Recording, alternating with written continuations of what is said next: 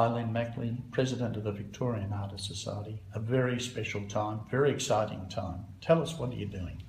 Yes, Ron, it is a very exciting time, and this is a time that is involving all of our members, and this society has been going for many, many years, as most art lovers of Melbourne know. I've heard people say, oh, we love the old Vics.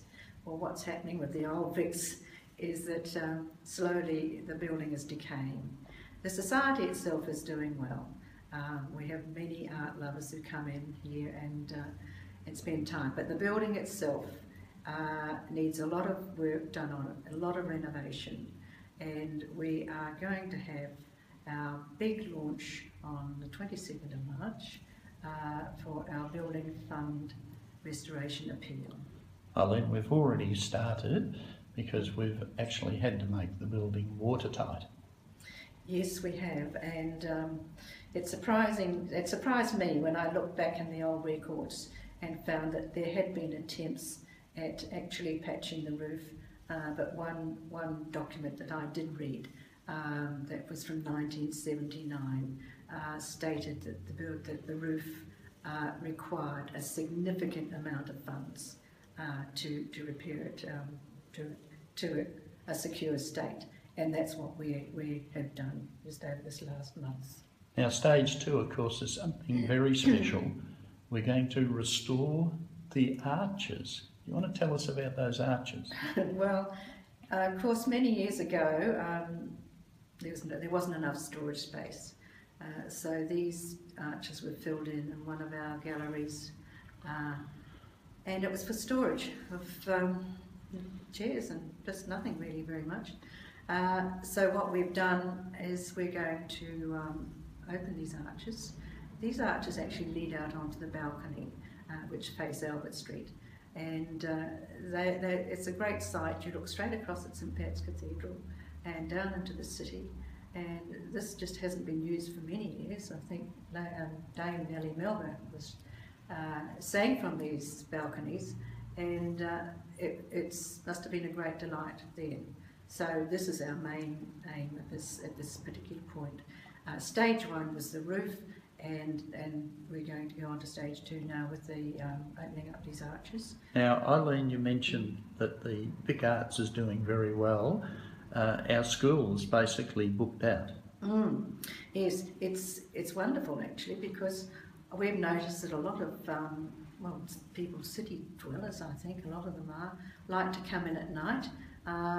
We have our weekend and life drawings two during the week and one on the weekends, and all of our classes during the week are full. We have waiting lists for those, so it's very pleasing that the old society can actually provide a lot of pleasure to people who actually really just want to come in and learn to draw or paint and sculpture. This is the other thing that we're building up at the moment. Sculptures is actually taking over one of our parts of our art room with all the clay and bits and pieces that they require.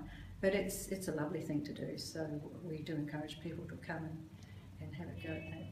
Do you think people really like to come and do the art class because they know that Tom Robertson, Arthur Streeton and Frederick McCubbin and all those sorts of guys painted in there, in the original room? Look, I think as soon as they walk in the door, they're aware that there's been a lot of history here. And I think that's part of the encouragement too. We've just noticed actually that what's becoming popular is drawing again, and people that want to be artists are going right back to the basics. You know, what do we do first? We start to draw life models, and then we move on to whatever medium that they choose to work with. When this society began, it was a society for people from all walks of life. That hasn't changed, has it? No, it hasn't. It's interesting. It really is a place where people can come in here and be quite private in a way. Nobody knows who you are, what you do. So they come from all walks of life, and I think that's something that's enjoyable. And the building has many, many stories about the early times when the artists here used to actually hold their own ball annually. There were picnics in the park. There are all sorts of things. That might be something that'll start to come back. Well, I hope so. And I've noticed that a lot of our teachers now are taking their groups out into the parks to paint just locally. I mean, you'll see them out there. And that's the enjoyable part of being here in East Melbourne. And it's, you know, virtually in a city. It is a city precinct now, and this is another reason why we must restore this building for future art lovers and students and anybody who wants to come exhibit their works. We do hire the galleries out to other organisations, and which is becoming very popular. Eileen Mackley, thank you very much for a tour through the history of the Victorian Artists Society, and good luck with the major launch next week. Thank you, Ron.